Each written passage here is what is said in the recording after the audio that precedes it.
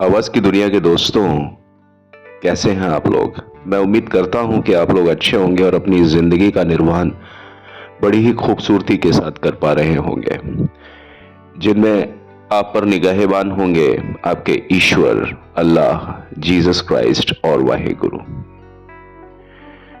आज के अपने इस अध्याय में अपनी कल की बात को विस्तार देते हुए हम एक बार फिर से रेखा और विनोद मेहरा के संबंधों की बात करेंगे।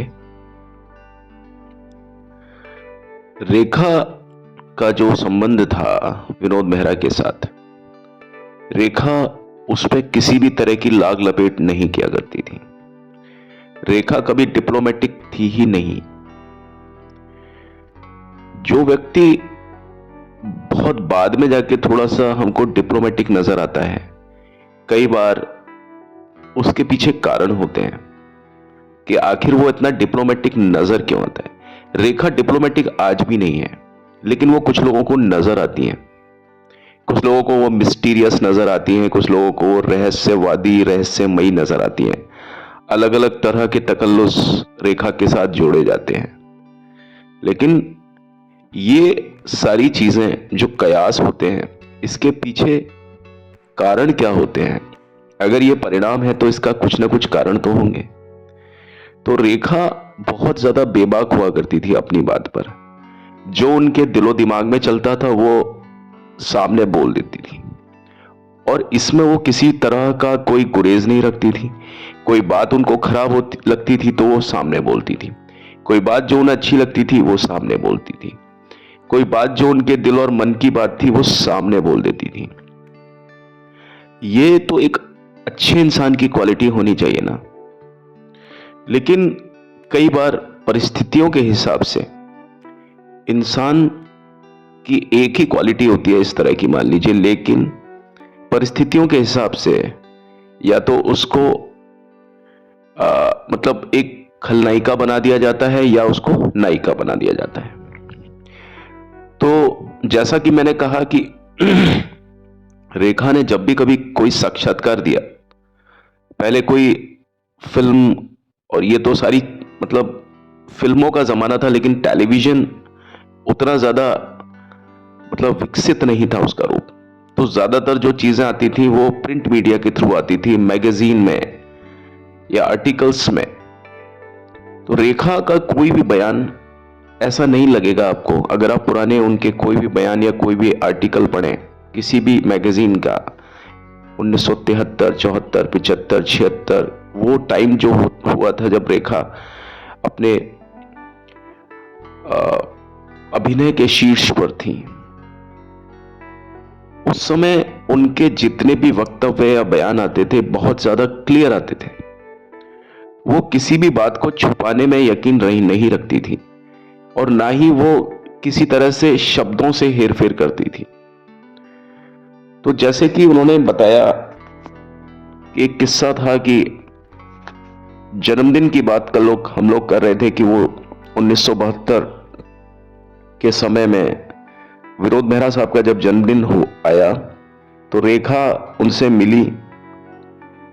विनोद मेहरा ने उनको चूमा और वो सारी चीजें भी वो बता दिया करती थी कि ब्रेकफास्ट उनके ज्यादातर विनोद मेहरा के साथ में ही होते थे। यानी एक कोई ऐसा रिश्ता जो आपके शुरुआत, मतलब दिन की शुरुआत से, अगर आपके साथ में कोई व्यक्ति हो, जिस व्यक्ति के साथ आप अपने दिन की शुरुआत करेंगे वो व्यक्ति आपके लिए कितना ज्यादा प्रिय होगा। तो रेखा के लिए उतना ज्यादा इंपॉर्टेंट थे विनोद मेहरा साहब। और मैं आपको सच कहूं कि रेखा और विनोद मेहरा की जो केमिस्ट्री थी वो अगर रही होती तो शायद रेखा की वो जिंदगी उस तरह से नहीं होती जैसा कि आज हम रेखा को महसूस करते हैं। उनके बारे में लोग कयास लगाते हैं। मैं भी आपसे यही कहता हूं कि मैं अपनी तरफ से सिर्फ बातों को थोड़ा सा मैं उस अंदाज में पेश करता हूं ताकि वो सुनने में अच्छा लगे। बाकी मैं अपनी तरफ से ऐसी कोई चीज नहीं बोलता जो कि कभी नहीं हुई थी और मैं उन चीजों को बोल रहा हूं। मैं समझता हूं कि इंसान की जो जिंदगी होती है वो तो बहुत बड़ी सेलिब्रिटी हैं रेखा। अगर मैं किसी मजदूर की बात करूंगा जिसको सांसारिक दुनिया में बहुत छोटी हैसियत से लिया जाता है, मजदूर हुए, कोई कारीगर हुआ, कोई कैसा भी व्यक्ति हो, हमें कोई हक नहीं बनता कि हम किसी व्यक्ति की जिंदगी के बारे में कुछ उसको बदनामी का रूप दें। तो जिंदगी की जो घटनाओं के और उनके तथ्यों के साथ छेड़छाड़ करना मेरा मकसद नहीं है। मैं सिर्फ यहां पर उन बातों को ही बताता हूं जो कि मीडिया में आई थी या जो भी कोई चीज छपी थी कभी, मैं उसके बारे में बात करता हूं। अपनी तरफ से मैं कोई भी आपको ऐसी बात नहीं कहता कि जो कभी हुई थी मैं उसको कहता हूं कि नहीं हुई, या कोई चीज नहीं हुई थी मैं कहता हूं कि वो चीज हुई थी। तो उसी तरीके से 1972 की जो मैगजीन थी स्टार एंड स्टाइल, है ना, उसमें ये सारी बातें छपी थी। तो रेखा अपने पूरे जितने भी बीच के जो संबंध होते थे, निजी संबंध होते थे, उनके बारे में भी रेखा बड़ी बेबाकी से बात किया करती थी। तो इस तरह की बात जब करती थी तो विनोद मेहरा, देखिए इस तरह के एटीट्यूड को कुछ लोग अच्छा मानते हैं, कुछ लोग इसको इमेच्योर बिहेवियर मानते हैं। तो विनोद मेहरा साहब जो कि रेखा को बहुत अच्छी तरीके से जानते थे, तुरंत वो उनके बचाव में आए। उन्होंने एक प्रेस कॉन्फ्रेंस की। उसके बाद में उन्होंने मतलब जहां जहां पर भी जरूरत पड़ी, उनको लगा वहां वहां उन्होंने रेखा की बातों का बीच बचाव किया। जहां पर रेखा किसी भी तरह की कोई कंट्रोवर्सी में या इस तरह की बातों में फंस सकती थी। और शायद विनोद मेहरा को इस बात का भान था कि कमला मेहरा जो कि विनोद मेहरा की मां थी, वो रेखा को इन्हीं सारी बातों की वजह से नापसंद करती थी। तो विनोद मेहरा चाहते थे कि मेरी जो मां है उनको खुश करने के लिए रेखा को इस तरह के बयान नहीं देने चाहिए। अगर वो देती हैं तो उस पर सफाई विनोद मेहरा इसलिए पेश करते थे सबके साथ। अब देखिए विनोद मेहरा की मदर थी, यानी रेखा की जो मां कमला मेहरा, वो एक आम फिल्मी सास की तरह थी, जैसा कि मैंने आपको कल बता दिया था। वो यही चाहती थी कि उनकी जो बहू हो, चाहे कोई भी हो, वो बहुत विनम्र हो, पारंपरिक हो, सुसंस्कृत हो। लेकिन रेखा की जो इमेज थी सिर्फ अपने बेबाक बयानों की वजह से और कुछ इस तरह के जो उनके फिल्मी दृश्य आते थे, पुराने जो फिल्में होती थी, जब रेखा ने शुरुआत की, जब रेखा के पास कोई ऑप्शन नहीं था, रेखा अकेली कमाने वाली थी अपने घर में 13 साल की उम्र से। पढ़ाई भी उनकी छूट गई थी। जैसे तैसे करके उन्होंने अपनी पढ़ाई पूरी की। फिल्में करते हुए उनके सर पर पेट पालने का बोझ था। किसी की जिंदगी में अगर ये होता है कि भाई मुझे जिंदगी में बहुत ज्यादा प्रोग्रेस करनी है, मुझे बहुत ज्यादा डेवलपमेंट करना है अपना, ये जिंदगी का एक अतिरिक्त आपकी एक डिमांड हो सकती है, एक अतिरिक्त आपकी चाह हो सकती है। लेकिन जब एक इंसान जीने के लिए संघर्ष करने लगे कि अगर मैं घर में कमा के नहीं लाऊंगा तो मेरे घर के जो मेरे आश्रित हैं वो मर जाएंगे, वो बीमार पड़ जाएंगे या कुछ ऐसी चीज होगी, तो वो मजबूरी, शायद पेट की मजबूरी सबसे बड़ी मजबूरी होती है। मैं जो बात कहना चाहता हूं, तो रेखा के लिए वो सारी चीजें हाशिए पर थी कि उन्हें कौन सी फिल्म करनी है, कौन सी नहीं करनी है। उनके लिए प्रायोरिटी या उनके लिए प्राथमिकता इस बात की थी कि उन्हें घर में पैसा कमा करके लाना था, और वो भी निरंतरता से, रेगुलरिटी से। आप हर महीने आप कमाई करते हैं तभी आपका खर्चा चलता है। रेखा अगर किसी फिल्म के लिए मना कर सकती थी तो जरूर कर सकती थी, लेकिन इससे होता क्या कि उन्हें रेगुलरिटी में, नियमित रूप से, निरंतरता से पैसे नहीं मिल सकते थे। और अगर वो इस तरह से फिल्मों को रिजेक्ट करने लग जाती, उनकी कहानियों को पढ़ करके या ऐसी चीजें देख करके कि भाई जहां पर कहीं पर उनके साथ में फिल्म में बोल्ड सीन करवाए जा रहे हैं, तो सिर्फ बोल्डनेस को देख करके रेखा अगर उन सारी फिल्मों को मना कर देती तो उनकी वर्तमान की फिल्में तो उनके हाथ से चली जाती, लेकिन भविष्य में जो निर्माता निर्देशक उनके पास आने वाले थे वो भी उनके पास नहीं आते।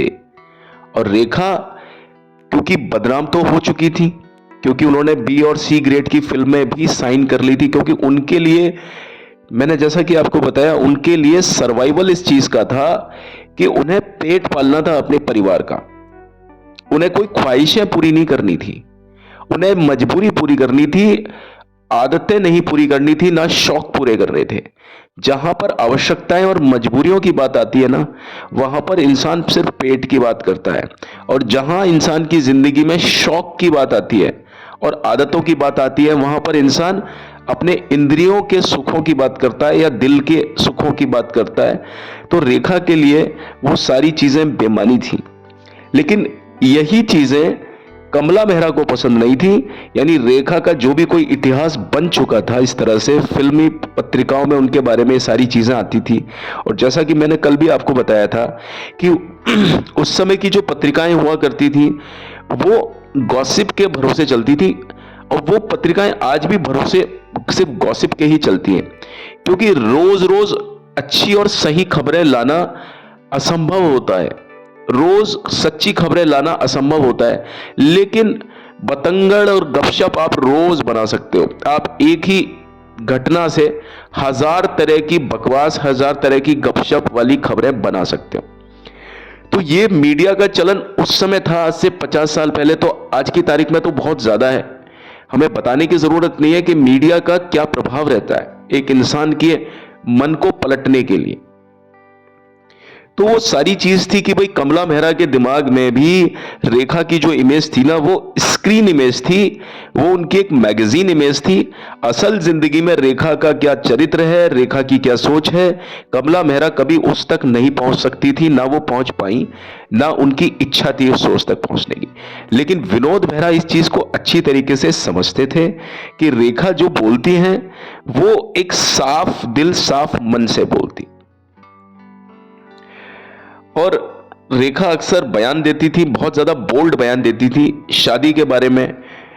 यानी वो कई बार देखिए बात क्या थी कि रेखा खुद अपने पिता की नाजायज औलाद थी। नाजायज मतलब रेखा के पिता जेमिनी गणेशन ने कभी भी अपने परिवार को, यानी रेखा के परिवार को, रेखा की मां पुष्पावल्ली और उनके बच्चे, 4 बच्चे रेखा समेत, उनको कभी भी अपना नहीं माना था।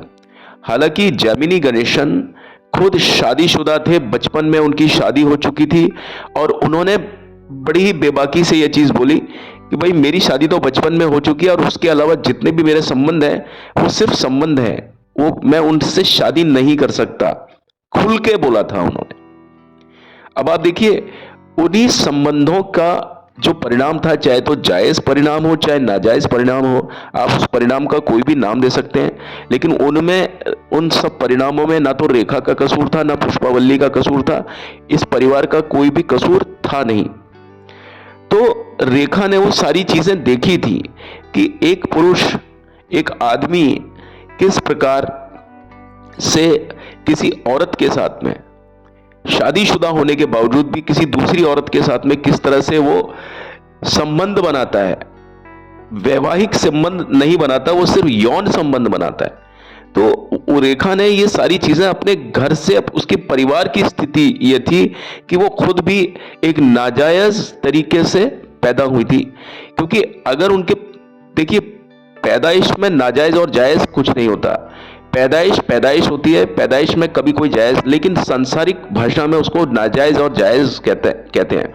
अगर देखिए जो सच था वो सच था। अगर जेमिनी गणेशन ने अगर इस रिश्ते को, पुष्पावल्ली को अपनी पत्नी मान लिया होता तो ये रिश्ता जायज होता, और अगर उन्होंने पत्नी नहीं माना तो ये रिश्ता नाजायज है। सिर्फ किसी के कहने या ना कहने से कोई रिश्ता क्या जायज और नाजायज हो सकता है? सच्चाई तो वही थी कि जो सच्चाई थी। तो इस तरह से रेखा अपने पिता के बारे में भी जब सोचती होंगी तो क्या सोचती होंगी कि भाई मेरा पिता कौन है, और जब अपने पिता को देखती होंगी तो उनके मन में एक आदमी की, एक पुरुष की क्या छवि बनती होगी। तो वो ज्यादातर जो पुरुष थे उनको ढोंगी समझती थी कि भाई ये पुरुष होते हैं ना, ये बोलते क्या हैं और करते क्या हैं। तो अधिकांश जो पुरुष होते थे या आदमी होते हैं वो क्या बोलते हैं, वो अपनी सफाई देते हैं। वो ये कहते हैं भाई विवाह से पहले हमने कभी किसी के साथ में कोई यौन संबंध नहीं बनाया, हमने कभी किसी से विवाह पूर्व कोई सेक्स संबंध स्थापित नहीं किया। तो रेखा इस चीज पर बड़ी बेबाकी से बोलती थी। वो कहती थी कि विवाह से पहले सेक्स संबंध बनाना बहुत स्वाभाविक है, ज्यादातर आदमी ऐसा करते हैं। अगर औरतों पर यह इल्जाम दिया जाता है तो हर औरत को खराब करने में एक आदमी का बराबर का हिस्सा होता है, योगदान होता है, और इसमें सिर्फ औरत को ही बदनाम नहीं किया जाना चाहिए। और वो सभी दुष्ट, यानी वो सभी आदमियों से उन्होंने दुष्ट कहा जो कहते हैं कि वो अकेली महिला को केवल अपनी सुहाग रात पर ही मतलब यूज करते हैं, मतलब कहने का तो उनके साथ में शारीरिक संबंध बनाते हैं। ये गलत बात है, ये वो झूठ बोलते हैं। ज्यादातर पुरुष कभी भी महिलाओं को अपनी शादी वाले दिन, यानी जब उनकी शादी हो जाती है ना, सिर्फ उसी दिन वो शारीरिक संबंध नहीं बनाते हैं, उससे भी पहले वो कई औरतों के साथ शारीरिक संबंध बना चुके होते हैं। लेकिन रेखा ने ये बात सभी पुरुषों के लिए नहीं बोली थी। उसने कहा था ज्यादातर पुरुषों का ये स्वभाव होता है। और ये चीज वो अपने घर की कहानी से देख रही थी ना, वो चीज उनके पिता ने उनकी मां के साथ क्या किया था। तो एक इंसान किस चीज को सत्य माने, जो लोग बोलते हैं उस चीज को, या जो रेखा का खुद का अनुभव रहा, जो उसकी मां का अनुभव रहा, जो उनके परिवार का अनुभव रहा अपने पिता के बारे में, कौन सी बात ज्यादा सही थी। हर इंसान की सत्यता अलग अलग होती है। आज अनुभव जो मैं लूंगा जिंदगी के बारे में वो मेरा सत्य होगा। आज वही परिस्थिति किसी और इंसान के बारे में पर पड़ेगी, उसका अनुभव हो सकता है अलग हो। अनुभव अलग अलग हैं लेकिन दोनों ही अनुभव सत्य हैं। तो रेखा का जो अनुभव था ना, रेखा अपने अनुभव के आधार पर ये सारे चीजों को बोलती थी और वो चुप नहीं रहती थी, ना वो कोई दूसरी बात बोलती थी। जो उन्होंने अनुभव किया था, जो उन्होंने जिंदगी में देखा था, जिंदगी में भुगता था, उनकी मां ने वो सारी चीजें वो देख रही थी। रेखा के साथ में भी जो अत्याचार हुआ, फिल्म जो आई थी मैंने आपको बताया था, दो शिकारी अनजान राहें, उस फिल्म में भी रेखा के साथ वो सारी चीजें हुई थी, कोशिशें हुई, रेखा के साथ हुई। कई और जो नई नई अभिनेत्रियां आती थी उस समय, जिनका कोई फादर गॉडफादर नहीं होता था।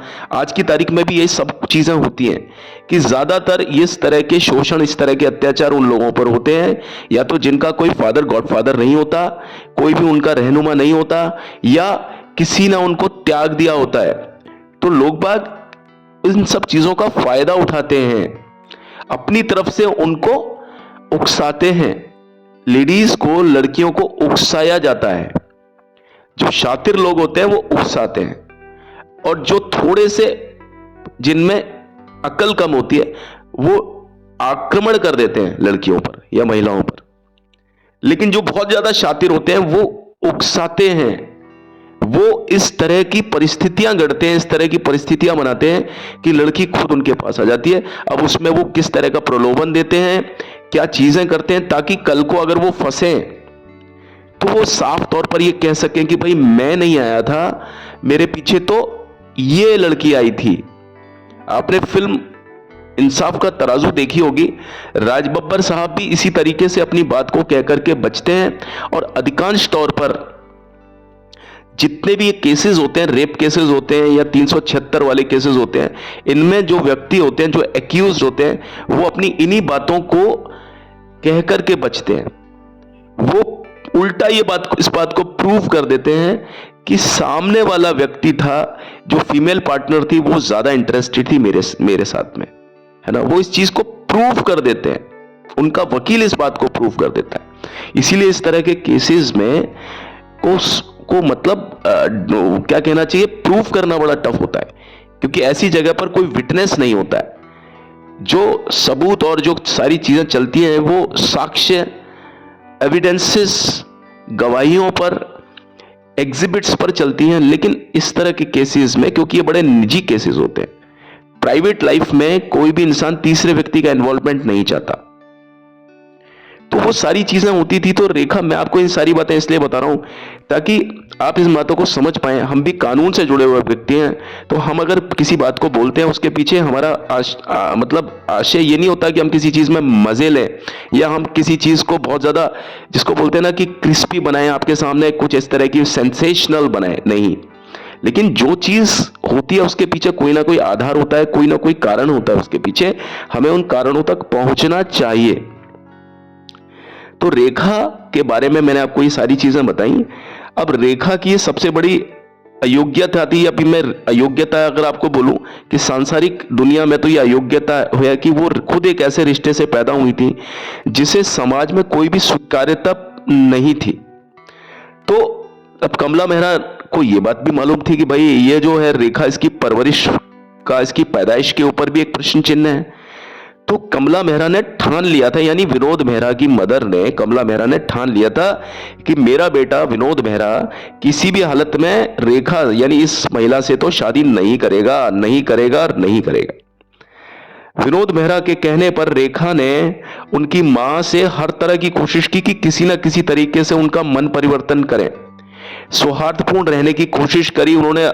जैसी चीज, जैसी छवि कमला मेहरा अपनी मतलब अपनी बहू में चाहती थी, अपनी पुत्र वधू में चाहती थी, वैसा कोशिशें रेखा ने, उस तरह की कोशिशें की।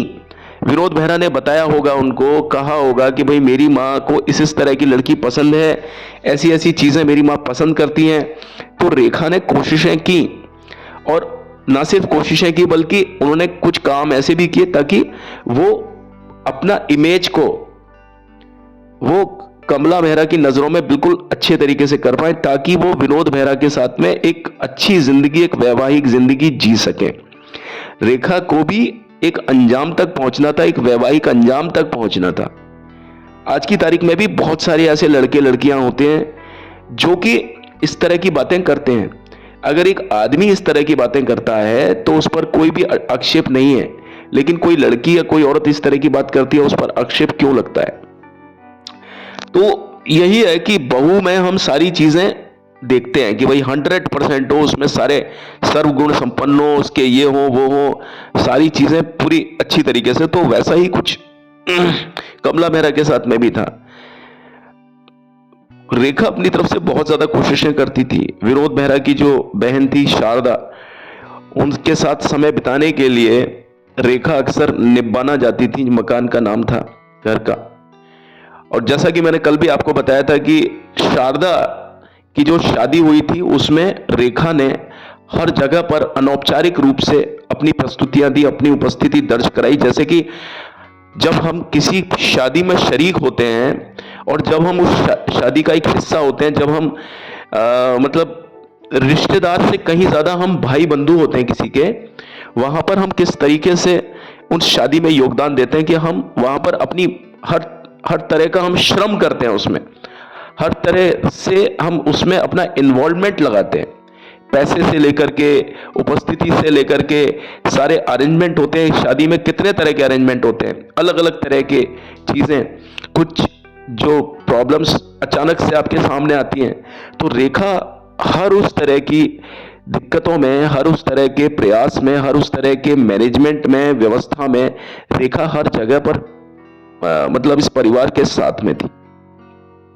और रेखा ने जब भी कभी किसी को ज्वाइन किया, किसी के साथ रही, तो वो परिवार बनकर के ही रही। और वो किरण मेहरा के लिए, वो सॉरी किरण मेहरा तो खैर विनोद मेहरा की वाइफ थी, कमला मेहरा के लिए वो फिश करी बना करके भी भेजती थी। लेकिन इन सब चीजों का कोई फायदा नहीं हुआ। जैसे जैसे समय बीतता गया, ये सारे जो जितने भी कोशिशें थी, ये निरर्थक साबित होती चली गई। विनोद मेहरा ने बहुत ज्यादा कोशिश की, बहुत ज्यादा, इतनी ज्यादा कोशिश की कि कोई कर नहीं सकता, ताकि मतलब वो अपने माँ और रेखा के बीच की जो पुल था, जो दूरियां थी, उसको किसी तरीके से वो कम हो जाए। उनको बीच का जो डिफरेंस था वो अच्छा नहीं लगता था। तो इन दूरियों को पाटने के लिए विनोद मेहरा ने हर संभव कोशिशें की, लेकिन इसका कोई भी प्रभाव, इसका कोई भी परिणाम नहीं निकला।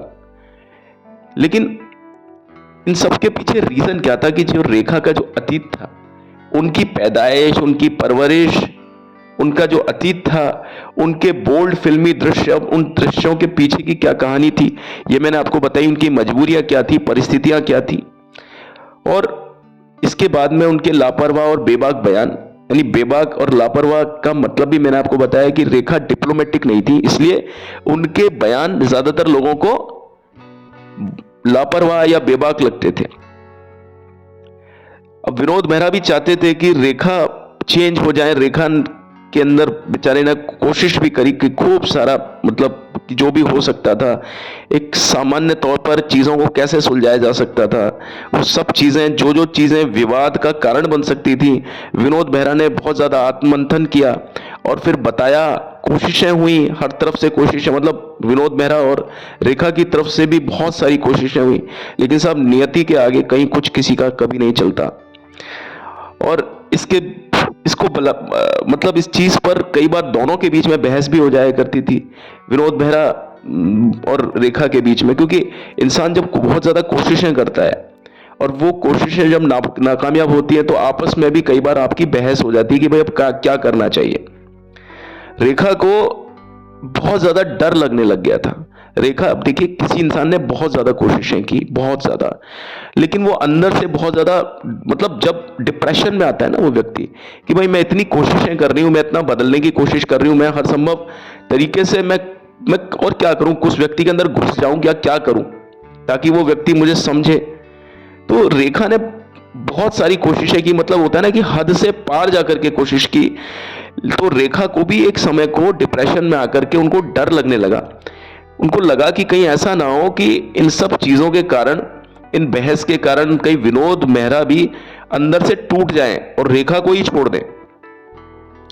तो इन्हीं बातों को मद्देनजर, इन्हीं बातों को सोच करके 1973 के मिड में, यानी मई जून की खबर थी, एक ऐसा ही कुछ आपस में कुछ उनका मनमुटाव या झगड़ा सा हुआ। मतलब झगड़ा का पीछे कारण ये होता है ना, मैंने आपको बताया कि दो व्यक्ति मिलकर के कोशिशें कर रहे हैं कि किसी एक तीसरे व्यक्ति का मन परिवर्तन हो जाए, लेकिन हो नहीं पा रहा। तो एक ऐसा ही कुछ आपस में कुछ मनमुटाव, एक झगड़ा हुआ। उसके बाद में रेखा ने टिक 20 का नाम आपने सुना होगा, एक ऐसी दवाई जिसको कॉकरोच को मारने के लिए, या जो कुछ इसे इंसेक्ट्स या पेस्ट्स होते हैं, ये पेस्टिसाइड होता है, जो जहर होता है टिक 20 नाम से। तो रेखा ने उस जहर को खा लिया, निगल लिया। और ये ट्रेजेडी कुछ ऐसी थी कि आपको मालूम है ना कि बुरी खबरें कभी भी छुपती नहीं है, वो जंगल में आग की तरह फैलती है। तो इसकी भनक मीडिया को लगी, बहुत ज्यादा हंगामा हुआ, बहुत सारा विवाद शुरू हो गया। अब देखिए इसकी छींटें कहां पड़ती हैं। देखिए, कुछ निर्माता थे, सबसे पहले जो निर्माता होते हैं, फिल्म प्रोड्यूसर्स होते हैं, उनके लिए दिक्कत हो जाती है कि भाई रेखा ने सुसाइड करने की कोशिश की। अब वो रेखा को जिन लोगों ने साइन किया था, प्रोड्यूसर्स ने, वो तुरंत प्रभाव से पुष्पावल्ली, यानी जो मकान है रेखा का, जो बंगला है, उसकी तरफ भागे रेखा से मिलने के लिए कि भाई रेखा से का क्या हालचाल है, देखे तो सही। क्योंकि उनको सबको अपने पैसे की लगती है, हमारा पैसा कहीं डूब ना जाएगा, रेखा इस दुनिया से निकल ली तो हमारा तो नुकसान हो जाएगा, सारी फिल्में अटक जाएंगी और पूरा नुकसान हो जाएगा। अब इन्हीं बातों पर काबू पाने के लिए तुरंत प्रभाव से रेखा और विनोद मेहरा ने जल्दबाजी में एक प्रेस कॉन्फ्रेंस की। तो सीधी सी बात है भाई, टिक 20 खाई और वो बच गई, उनको बचा लिया गया। फटाफट विनोद मेहरा साहब गए। उसके बाद में प्रेस कॉन्फ्रेंस आयोजित हुई जिसमें बताया गया कि रेखा ने आत्महत्या करने की कोशिश नहीं की, और विनोद मेहरा ने इस बात का भी दावा किया कि यह सिर्फ एक फूड पॉइजनिंग का केस है। प्रेस में यह छुपाया गया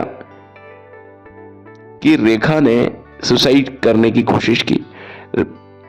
मेहरा साहब ने यही कहा कि रेखा ने उपमा वगैरह कुछ खाया था जिसमें एक कॉकरोच पाया गया और कॉकरोच की वजह से फूड पॉइजनिंग हो गई। अब लोगों को सबको पता था कि क्या चल रहा है, सच्चाई क्या है और ये कहानी क्या है। कई बार ऐसी चीजें आ जाती हैं कि इंसान क्या करे क्या ना करे। तो फिल्म इंडस्ट्री में इस बात का मजाक उड़ गया, उपहास उड़ गया, सबको ये बातें पहले से ही मालूम थी, लोगों को साफ मालूम था कि भाई ये चीज जो है ये झूठ बोला गया है। अब लेकिन रेखा ने फिर भी ये बोला कि विनोद मेहरा की मां के लिए बोला उन्होंने कि उनके लिए मैं सिर्फ एक अभिनेत्री नहीं हूं, बल्कि मैं एक बदनाम अभिनेत्री हूं जिसका अतीत बहुत खराब है और उसमें एक सेक्स उन्मत्त होने की प्रतिष्ठा है। विनोद मेहरा की खातिर शुरू में कमला मेहरा ने यानी विनोद मेहरा की मां ने मुझे यानी रेखा को शुरू में तो कुछ बर्दाश्त किया, लेकिन अब इस इवेंट के बाद जब मेरे ऊपर जब ये और एक आक्षेप आ गया, ये एक और आरोप या इल्जाम आ गया कि भाई मैंने सुसाइड करने की कोशिश की, मैंने टिक 20 खा लिया, अब तो कमला मेहरा मुझे कभी भी बर्दाश्त नहीं करेंगे। और ये इंटरव्यू 1973 की एक मैगजीन में प्रकाशित हुआ था। सॉरी, अब ये जो चीज थी, इस बात ने विनोद मेहरा के जहन पर एक दबाव डाला। अब बर्डन उनके ऊपर गया पूरा। उनको यह लगा कि अब अगर मैं रेखा से शादी नहीं करता हूं तो कहीं ऐसा ना हो कि रेखा फिर से कहीं आत्महत्या करने का प्रयास हो सकता है कर ले। इस कारण से विनोद मेहरा ने फटाफट रेखा के साथ शादी कर ली। और उससे पहले शायद ये चीज चल रही थी कि पहले विनोद मेहरा इस बात के लिए बोल रहे होंगे कि मैं अपनी मां को मनाऊंगा, मैं उनकी स्वीकारोक्ति के अलावा कहीं नहीं जा सकता, यानी जब तक मेरी मां इस रिश्ते के लिए तैयार नहीं होंगी मैं रेखा से यानी मैं तुमसे शादी नहीं कर सकता। विनोद मेहरा के शायद ये वक्तव्य रहे होंगे और इस कारण से रेखा ने टिक 20 खाया। लेकिन टिक 20 खाने के बाद में विनोद मेहरा को फिर इस चीज का लगा कि भाई रेखा में एक सुसाइडल टेंडेंसी आ चुकी है, रेखा दोबारा से भी इस चीज को अटेम्प्ट कर सकती है, क्योंकि उनका जो मानसिक जो होता है ना, मतलब एक होता है ना कि मानसिक कमजोर हो जाता है एक इंसान एक ही चीज को सोचते सोचते। तो इस कारण से विनोद मेहरा ने तुरंत प्रभाव से शादी करने का मूड कर लिया। लेकिन यह तय हुआ कि शादी की जितनी भी रस्में जब तक नहीं हो जाती विनोद मेहरा की मां को नहीं बताया जाएगा, यानी कमला मेहरा को कुछ भी नहीं बताया जाएगा, यानी ये शादी गुपचुप तरीके से होगी। और धीरे धीरे करके जैसे जैसे समय बीतेगा सारी चीजें नॉर्मल हो जाएंगी। जब एक सौहार्दपूर्ण एक माहौल लेकर के आया जाएगा, उस तरीके से थोड़ा सा चीजों को ड्रामेटिक भी किया जाएगा, जब समझा जाएगा कि भाई सब चीज सही हो चुकी है, तो एक सही समय आने पर रेखा को इंट्रोड्यूस किया जाएगा कमला मेहरा के सामने कि देखिए ये मेरी पुत्रवधू है, ये आपकी बहू है, कहने का मतलब ये आपकी पुत्रवधू है, ये मेरी पत्नी है, ठीक है, इस तरह से करके। बहरहाल रेखा की शादी की तैयारियां, जैसा कि मैंने आपको बताया था कि रेखा कल के अध्याय में कि रेखा की शादी जब हो रही थी तो उनकी मदद किसने की थी और रेखा की शादी एक्चुअली हुई कहां थी विनोद मेहरा के साथ। तो रेखा की शादी की तैयारियां मौसमी चटर्जी के पति बाबू, जिनका नाम था रितेश चटर्जी, उन्होंने करवाई थी। और यह शादी कैलकाटा, जो कि कोलकाता है, जिसे कलकत्ता भी कहते हैं, वहां के पार्क सर्कस इलाके में एक मंदिर में होनी थी। और वहां पर यह शादी संपन्न हुई और मौसमी चटर्जी ने उस समय रेखा को पहनने के लिए अपनी नाक की एक पिन होती है, नोज पिन, वो उनको दी थी। रेखा इस बात से ज्यादा परेशान नहीं थी कि शादीशुदा हीरोइन का या एक्ट्रेसेस का फिल्म इंडस्ट्री में जो भविष्य होता है वो कम होता है।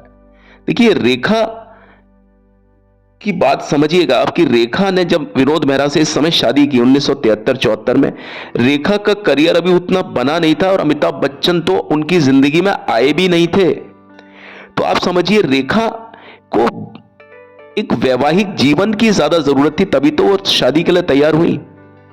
और मतलब उनको इस बात का पता था कि अगर मैं शादी कर लूंगी तो मेरा भविष्य नहीं रहेगा, क्योंकि फिल्म इंडस्ट्री में ऐसा होता है कि जब कोई लड़की शादी कर लेती है उसके बाद से उनको एक्ट्रेस या हीरोइन का कोई भी रोल नहीं मिलता। तो रेखा इन सब चीजों के लिए मानसिक रूप से तैयार थी। उन्हें मालूम था कि शादी करने के बाद में उनका फिल्मी करियर खत्म हो जाएगा। उसके बावजूद भी रेखा ने ये शादी की। इससे साफ जाहिर होता है कि रेखा जो थी, मतलब उस टाइम की रेखा, वो शादी करना चाहती थी, अपनी जिंदगी को एक अंजाम तक पहुंचाना चाहती थी। और उनकी जब शादी नहीं हो पाई, टिक नहीं पाई, तो भाई फिर उनकी जिंदगी आगे उस फ्लो में चली, उस बहाव में चली जिस बहाव में जिंदगी उनको आगे लेकर के जाती ही चली गई। काश कि इस समय वक्त रुक जाता, कमला मेहरा मान गई होती, तो रेखा कितनी अच्छी जिंदगी जी रही होती। कि रेखा के बारे में बताते हैं कि साहब ये हो गया, वो हो गया, ऐसी हैं वैसी हैं, वो कोई भी चीजें उनके ऊपर नहीं लगती, कोई इल्जाम नहीं लगता, कोई आरोप नहीं होता। ठीक है, तो उनको मालूम था कि फिल्म इंडस्ट्री में शादी करने के बाद में एक एक्ट्रेस का जो भविष्य होता है बिल्कुल खत्म हो जाता है, कम हो जाता है। बहुत कम एक्ट्रेसेस ऐसी होती हैं जो चली वास्तव में। तो विनोद मेहरा से शादी करने के बाद में ये सारी चीजें, ये शादी, ये विवाह उनके करियर के लिए बहुत ज्यादा घातक साबित हो सकता था। और वो शादी करने में एक सम्मानजनक रिश्ते को चाहती थी, तो उन्होंने सम्मानजनक रिश्ते को चुना बजाय अपने फिल्मी करियर के। और ये चीज उन्होंने शादी करके साबित की। और वो इन सारी सामाजिक और व्यक्तिगत रूप से स्वीकार किए जाने की संभावना से कि भाई मुझे ये परिवार स्वीकार कर लेगा, किरण मतलब कमला मेहरा का परिवार स्वीकार कर लेगा, मैं अपनी सास की नजरों में मतलब स्वीकार कर ली जाऊंगी, वो इस भावना से कहीं ज्यादा उत्साहित थी। क्या आपको इस जगह पर कहीं पर भी ऐसा लग रहा है क्या, जब उन्होंने टिक 20 खाया या वो कैलकाटा चली गई और वो रितेश चटर्जी यानी जो मौसमी चटर्जी के जो पति हैं उनसे मिली, वहां जाकर के उन्होंने, जब वो कैलकाटा गई तो मुंबई को तो उन्होंने छोड़ दिया ना कुछ समय के लिए, तो वो ऐसा लग रहा है कि वो एक वैवाहिक जिंदगी ज्यादा जीना चाहती थी। वो एक मतलब इन सारी चीजों से वो खुश नहीं थी कि भाई फिल्म इंडस्ट्री में उनको क्या करना पड़ रहा है। वो अपनी जिंदगी में एक ठहराव चाहती थी। वो भी चाहती थी कि वो भी एक पत्नी बने, एक किसी का घर संभाले, उनका भी एक परिवार हो, उनके बच्चे हो, वो एक मां कहलाई जाए। लेकिन क्या हुआ उनकी जिंदगी में, ही बताइए। कुछ लोग मुझसे बोलते हैं कि साहब आप पब्लिसिटी और ये वो, भैया मैं इस तरह की कोई पब्लिसिटी नहीं लेना चाहता, मुझे कोई मतलब नहीं है। बल्कि पब्लिसिटी वो लोग लेते हैं जो अधूरी बात करते हैं। मैं कौन हूं, मैं तो एक कीड़े बराबर भी नहीं हूं, मेरी औकात एक नाखून के मैल बराबर भी नहीं है कि मैं इन लोगों की बात कर सकूं। लेकिन मैं सिर्फ पूरी बात करता हूं जो बात कभी हुई थी, यानी मेरे सामने नहीं हुई, मैं उस समय पैदा भी नहीं हुआ था, लेकिन वो चीजें कभी छपी थी, प्रिंट मीडिया में उनके जिक्र हैं। लेकिन उस चीज को थोड़ा सा मैं अपने शब्दों में, अपने अंदाज में बोल दिया करता हूं, बस इतना सा मेरा कसूर होता है। बाकी मैं कभी भी आपके सामने वो चीज नहीं बोलता जो तथ्य नहीं था और मैं उसको बनाने की कोशिश कर रहा हूं। मुझे मतलब ये चीजें, इन चीजों पर मजाक नहीं होती है, जिंदगी पर और सत्य पर मजाक नहीं हो सकती है। मैं खुद इस बात को समझता हूं। तो रेखा ने पूरी कोशिश की और स्पष्ट रूप से वो बहुत ज्यादा खुश थी, संतुष्ट थी। उनको वैवाहिक आनंद की बहुत ज्यादा उम्मीदें थी। अब बताइए, किसी की पूरी शादी हो गई तो उनको कोई शक की कोई गुंजाइश नहीं है। जब शादी हो गई तो किसी को शक की गुंजाइश है क्या? लेकिन शादी होने के बाद में टूट जाए, बताइए कितनी बड़ी चीज होती है उसके साथ में। मैं आपको बता दूं कि शादी हो चुकी थी विनोद मेहरा के साथ में, और उनका साथ किसने दिया था? मौसमी चटर्जी, उनके पति ने दिया था। लेकिन क्या हुआ उसका अंजाम?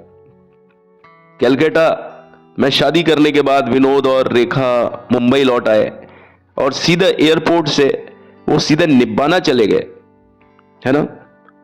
अब आप देखिए, ये रेखा काफी समय तक अलग रही थी उनसे, है ना। उन्होंने सोचा कि थोड़ा सा मामला जब शांत हो जाएगा तो वो सीधा कहां गई? निब्बाना चली गई। निब्बाना यानी किसका घर था? वो विनोद मेहरा का घर था। और वहां पर रेखा का इंतजार, एक बहुत बड़ा तूफान था, ऐसा लग रहा था वो तूफान उनका इंतजार कर रहा है। और ये जो घटना हुई थी इसके बारे में फिल्म इंडस्ट्री में बहुत समय तक गपशप होती रही और फिल्मी पत्रिकाओं को मजेदार मसाला मिल गया जो उनके बहुत समय तक उनके काम आने वाला था, कॉलम के रूप में, अलग अलग टाइप के। अब एक फिल्म निर्माता के अनुसार उस दिन, जिस दिन रेखा कलकत्ता से लौटती हैं और सीधा निब्बाना की ओर जाती हैं, उनको तो ये लगा कि भाई तूफान थम गया, क्योंकि वक्त हो गया, शादी हुए, सारी चीजें विनोद मेहरा ने भी अपने लेवल से थोड़ा सेट की होंगी, ठीक की होंगी।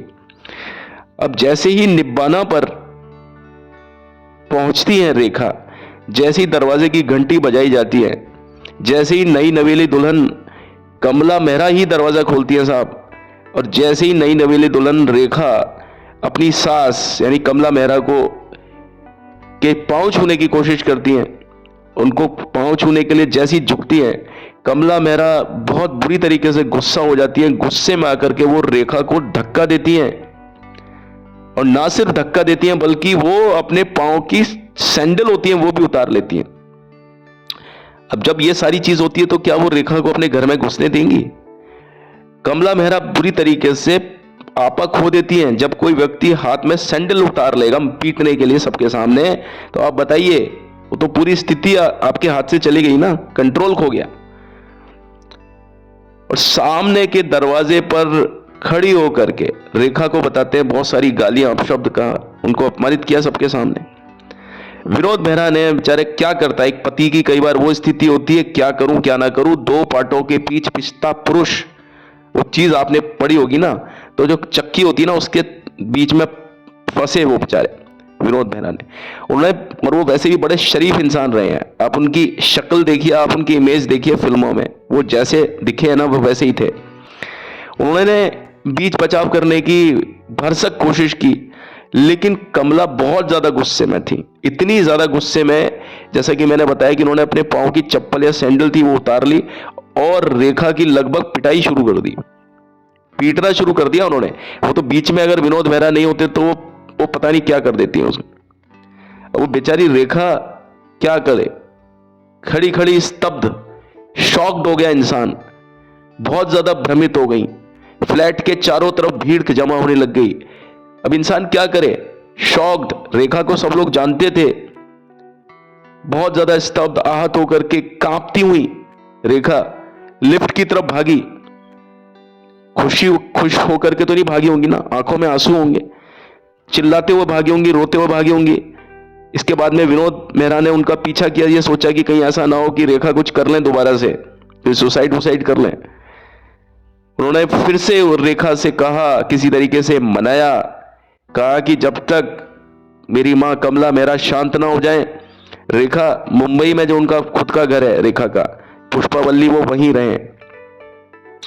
अपनी आंखों में इन बातों को, सदमों को और चोट को लिए हुए रेखा इस बात पर भी तैयार हो गई। सोचिए, तो रेखा को घर बसाने की चाह थी, रेखा भी किसी अंजाम तक पहुंचना चाहती थी, रेखा भी किसी की पत्नी बनना चाहती थी साहब। लेकिन कमला मेहरा के जो शब्द थे, जो उन्होंने गालियां वाली अपशब्द कहे, वो उनके कानों में गूंज रहे होंगे। देखो, आज ना तो कमला मेहरा जिंदा है और ना विनोद मेहरा साहब भी चले गए 1993 में फिल्म गुरुदेव बनाने के तुरंत बाद में। कमला को अपने पास लाने की फिर कोशिश की गई, रेखा ने फिर कोशिशें की कि भाई किसी तरीके से कमला मेहरा मान जाए। और इस दौरान रेखा अपने घर पे ही, अपने पुष्पावल्ली में रहती थी। मां और पत्नी के बीच फंसा हुआ बेचारा विनोद मेहरा निर्णायक रूप से कुछ भी नहीं कर पा रहे थे। अब बताइए, इंसान अपनी फिल्में बनाए, अपने करियर पर ध्यान दे या अपनी पर्सनल लाइफ में ध्यान दे, डोमेस्टिक वायलेंस के ऊपर क्या करे?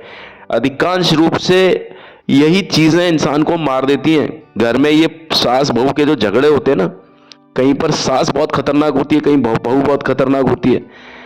जहां ऐसा होता है ना, वहां आदमी पिस जाता है। या तो सास और बहू दोनों शांत रहें तो आदमी नहीं पिसता, या दोनों की दोनों तेज तर्रार हो, खतरनाक, तो इंसान नहीं पिसता। लेकिन जहां पर एक जना तेज हो और दूसरा जना एकदम शांत हो, वहां इंसान का मरना हो जाता है। शांत थी रेखा और तेज थी कमला मेहरा।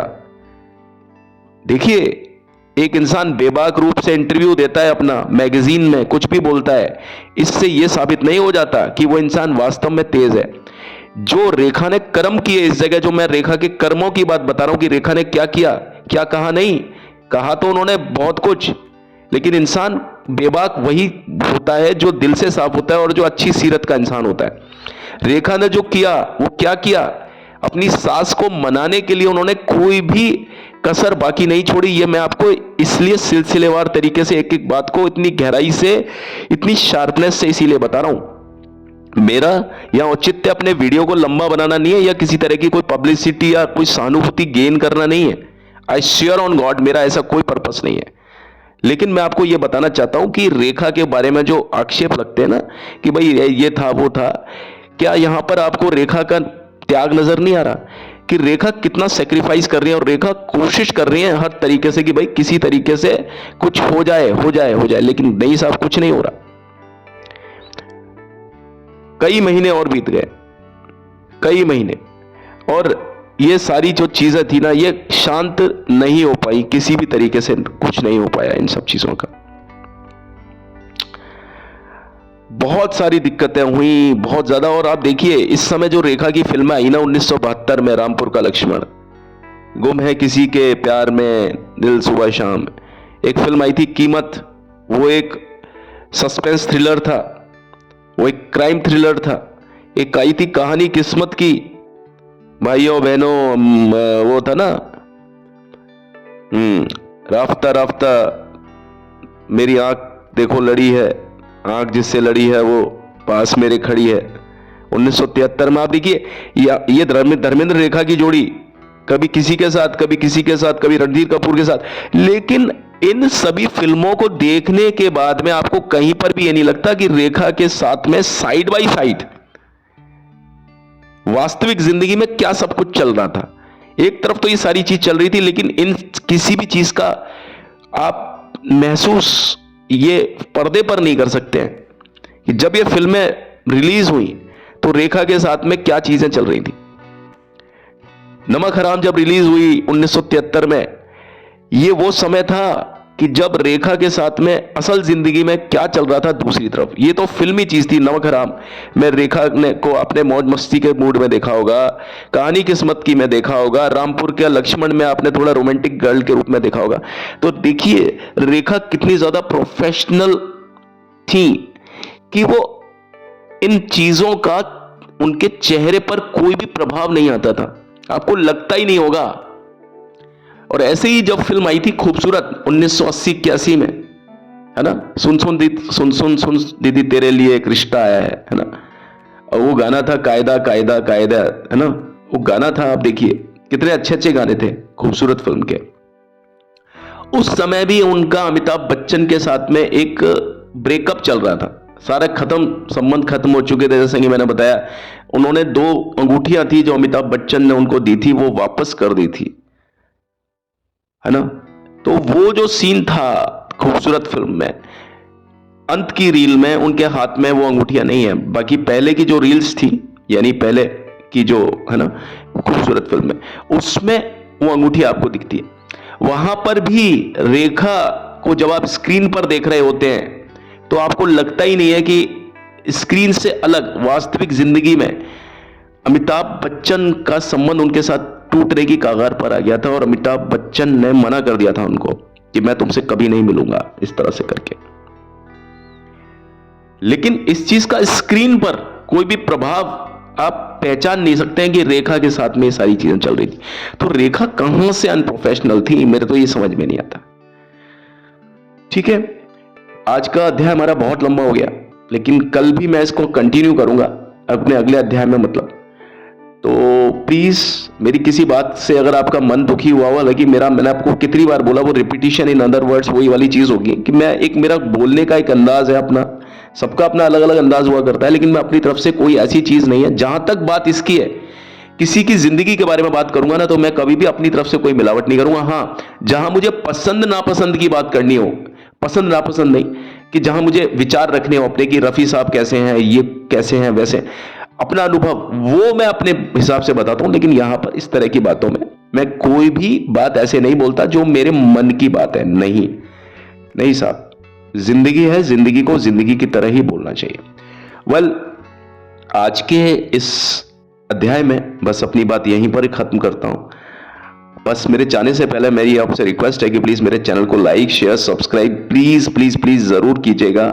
बहुत सारे लोग हैं जो इस तरह की वीडियोस बनाते हैं, लेकिन मैं अपनी वीडियो को पूरा बनाना चाहता हूं अपने एक तरीके से, लेकिन उसमें आप लोगों का ही जो एक वो होगा, पहल होगी, वो मेरे लिए प्रोत्साहन का काम करेगी। आप मेरे लिए भगवान है, अगर मैं आपका भक्त हूं तो। सच बताऊं, तो प्लीज आप मेरे चैनल को सब्सक्राइब करें, लाइक करें, कमेंट करें, हो सके तो थोड़े से अच्छे कमेंट कर दीजिएगा, ठीक है। मैं आपसे वो नहीं कह रहा, हाँ अगर आपको नेगेटिव चीज भी बोलनी है कोई बात नहीं, आप बोलिए, लेकिन थोड़ा शब्दों का अगर आप ध्यान रखेंगे तो मेरे लिए बहुत ज्यादा अच्छी बात हो जाएगी। Thank you and have a nice day. कल मिलते हैं, भगवान आपको खुश रखे। Thank you very much, take care.